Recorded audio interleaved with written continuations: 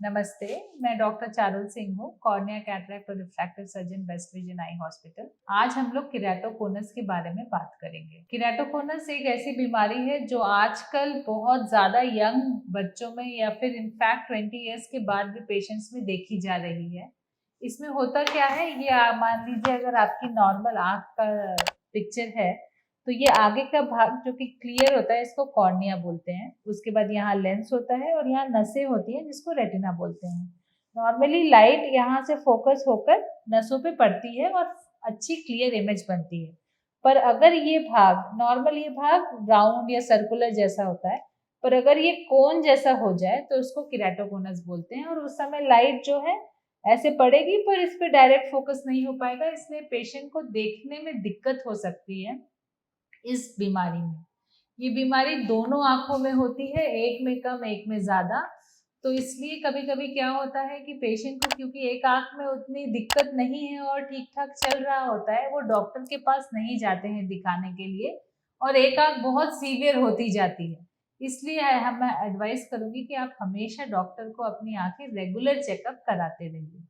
ये बीमारी जो है इसका मेन रिस्क फैक्टर होता है आंखों को खुजली होना। कभी कभी जेनेटिक्स है, जेनेटिक्स तो अगर पेरेंट्स को या किसी भाई बहन को है तो बच्चों में आने की चांसेस रहती है, इसलिए हमेशा टेस्ट कराते रहना चाहिए।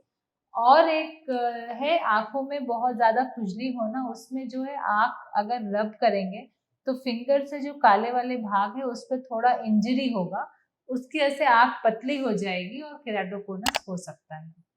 ये डिजीज बीमारी जो है ये समय के साथ बढ़ती है, स्पेशली अगर खुजली कंटिन्यू रखे तो।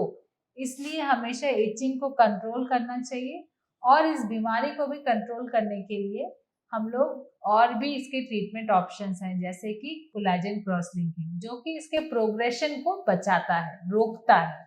कोलेजन क्रॉस लिंकिंग में हम लोग राइबोफ्लेविन आई ड्रॉप्स और अल्ट्रावायलेट रेडिएशन डालते हैं आंखों के काले वाले भाग में और उसके प्रोग्रेशन को रोकते हैं। ये सेफ प्रोसीजर है और well tested and tried procedure है। अगर पेशेंट के काले वाले भाग का जो थिकनेस है, मतलब अगर बहुत पतला नहीं हुआ है और 450 या उससे ज्यादा है, तो कोलेजन क्रॉस लिंकिंग के साथ साथ हम लोग उसके ऊपर वाले भाग को रेगुलर भी करते हैं, ताकि जो टेढ़ा मेढ़ापन है वो थोड़ा बेहतर हो जाए और पेशेंट को कम से कम ग्लासेस या कॉन्टैक्ट लेंस से अच्छा दिखे।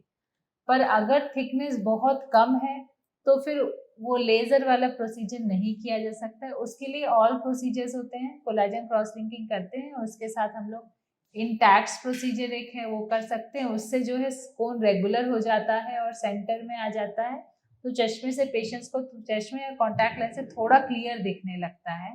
या फिर हम लोग सरफेस को थोड़ा रेगुलर करने के बाद फेकिक आईओएल करके एक प्रोसीजर है उसको करते हैं, आंखों में एक लेंस बिठाते हैं, तो बाहर का जो नंबर है वो आंखों के अंदर कवर हो जाता है।